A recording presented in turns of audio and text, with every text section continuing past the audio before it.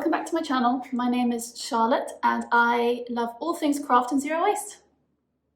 So today I wanted to talk about what I've been doing for the last couple weeks, about 2 weeks, and what kind of craft projects I've been working on, and I just wanted to do a bit of a show and tell to show what I've been working on. So the first thing is a crochet project. So I have a bunch of leftover yarn. In fact, this is my yarn basket. I have labeled it, crochet. This is all my crochet supplies. And I've got all this leftover yarn that's been sitting here for a while, and I want to use it up, basically. I don't like having supplies. I prefer to just have nothing and then I can just buy for specific projects, and I don't really like having a bunch of leftover stuff. I have this pink, quite thin yarn that I just made a long square out of at some point, or someone did. And I don't know what to do with it. Maybe wind it all up again into a ball and do something with it. I have this white yarn, which was actually a friend's who'd made a jumper and they didn't want it anymore, so they'd unwound the whole thing, and then I said, oh, I'll take the yarn, I'll do something with it. So I actually burdened myself with even more yarn than I already had that I wanted to get rid of. So then I started thinking of what I can make with it. I had some orange yarn as well, so I'm trying to use up my yarn, so I was trying to think of projects that I could work on. One thing was I had this like really nice orange yarn left and a little bit of green, and I found on Pinterest this little pattern for a pumpkin bag.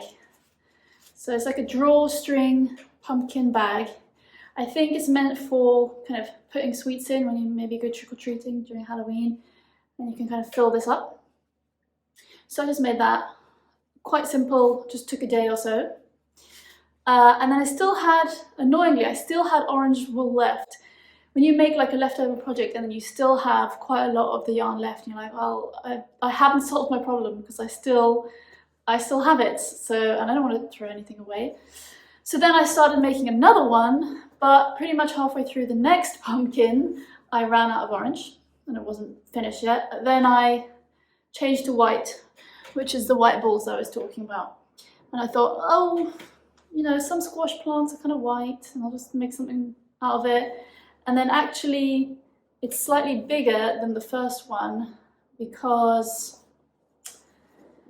I wanted half orange white actually.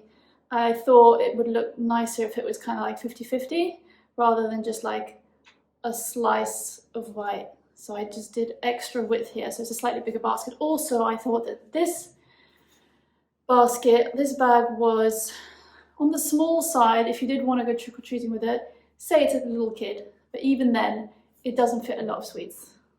You know, it'll be done quite quickly. This one's slightly larger, it does hold a bit more.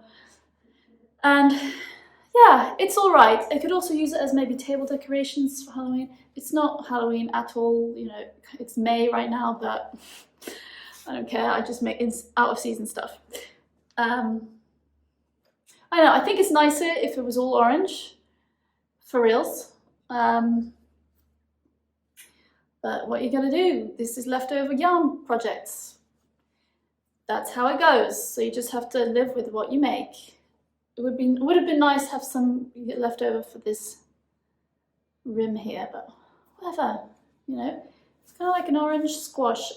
And when it does come to Halloween, I do think I will, you know, stuff them maybe with something to fill it up nicely and then like use it as some decoration or give it to my nephew. And most things I make are now going to be going to my niece and nephew, who are toddlers, babies and toddlers. So that was that. The other thing I made with, and this one was entirely with this white yarn because I had a lot, I had a whole jumper's worth, was I made some baby dungarees for my niece, and I don't have it currently with me, but I'll show a picture of it because I've already given it to her. It's actually for an 18-month plus. She's currently 4, but I made it big because I just wanted to, so she definitely doesn't fit into it yet. I also think that the legs might be a little long. The proportions might be slightly off because I do find it hard sometimes when you're following a crochet pattern and they say, this is the yarn you use, It should be this width and height, but in a kind of 10 by 10. It should be 10 by 10 with this amount of stitches across and up and whatever. And then my yarn never actually meets that criteria. So I always have to do a little bit of maths to like adjust the pattern to my kind of thickness of yarn, which is actually much harder than it looks. I always seem to slightly do it off, because you don't have to just think about the width, so the number of stitches, you always have to think about the height, so the number of stitches you go up.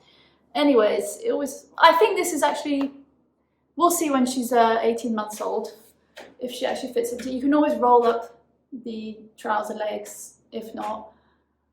So we'll see, but I think it's kind of cute, and it's got a little pocket at the front, and I really like it, so that's done. After all that, I still have these 3 balls left, and they're quite dense, right? I rolled it up from an existing project, so they're quite dense balls. There's still a lot left. I was going to make some market kind of grocery bags, but it's quite soft yarn. It's a bit more for kind of clothing. It's not really for like bags, but we'll see. We'll see what I do with that. So that was the crochet that I've been doing these 2 weeks. Next thing I wanted to show was some paper making. So I've been doing a bit more paper making recently. I have a video about it, which I'll link, where I made a lot of paper with the Who Gives a Crap toilet paper. And that turned out really well. It was like all different colors and had all these speckles in it. And then I also put flowers in it, and that was really nice. And so I kind of continued on that vibe where I wanted to make more paper. So then I did another round of paper making, and this time I had a lot of brown paper, just because a lot of the packaging, if you buy from Amazon or whatever, there's always kind of brown paper packaging, and I saved that and I tried to remake some paper out of it. So here is the paper I've made from it. I've cut it into kind of A5 sheets, and I've trimmed all the edges where possible to make a little bit more of a clean edge. I mean, it's not perfectly square, it's also not perfectly A5, because I always lose a little bit on the edge and it just ends up being slightly smaller. But yeah, here are my pages. I'm not so happy with this as I was with the Who Gives a Crap paper, because brown is a bit boring. I didn't put flowers in it this time because I thought I'm not going to waste flowers on boring paper. I mean, maybe it will look nice, but also for some reason I struggle more with, I don't know what it is, with brown paper, because sometimes I feel like it gets too thick. Actually, it's not that thick. I don't know, I struggled with this round of paper making a little bit, and I'm not super happy with the results. Like this one, like I lost a lot of edges. This one's alright, I lost a little corner. I mean, it's fun, I'm okay with a little bit. This one's alright. A little bit of loss. This one, no. But you know, you have to do things. Oh, this one just had a massive rip in it. I haven't thrown it away because I might use it for something. I don't know, I'm just collecting these little sheets. Oh, this one, terrible. So yeah, I should probably check this, but who knows what I can use it for. There's many uses. So anyway, I did some paper making, brown paper. I've decided I'm going to start actually more actively collecting more white paper, just white plain sheets, or just white paper that I have instead of brown paper. I still have a bunch of brown paper to convert, but for my next round I think I'm going to go back to some more lighter colored paper, and then I'm going to play a bit more with the flowers, because that's fun. Brown paper, you're boring me. I'm going to come back to it, but I have it for now. There it is. Next thing I wanted to show was a dress. So a friend gave me a dress that she didn't wear anymore, and it's kind of a floor length dress. I have a couple videos of the pre-make, the pre-tailoring, which I'll show here. Well, I kind of forgot to film it properly. I'd already ripped off the sleeves, but basically it says dress, and it has kind of these long puffy sleeves. It's a long dress, and I don't like the puff sleeves, and it had like an elastic around the arm, which after a while just kind of starts to hurt. It's like just too tight elastic, and it's just uncomfortable. It's just not me. I don't like it. I also like things that are kind of sleeveless anyway, so I just took off the sleeves. I took them off and then I kind of rolled it in and just sewed the hem of it. I also really debated on whether cutting out a V-line neck. I really debated on that, but in the end I didn't, because I didn't want to accidentally ruin the dress more than I already did. Well, it's not ruined, it's actually more wearable for me now. It's not the perfect, best stitching I've ever done, to be honest, but it does the job.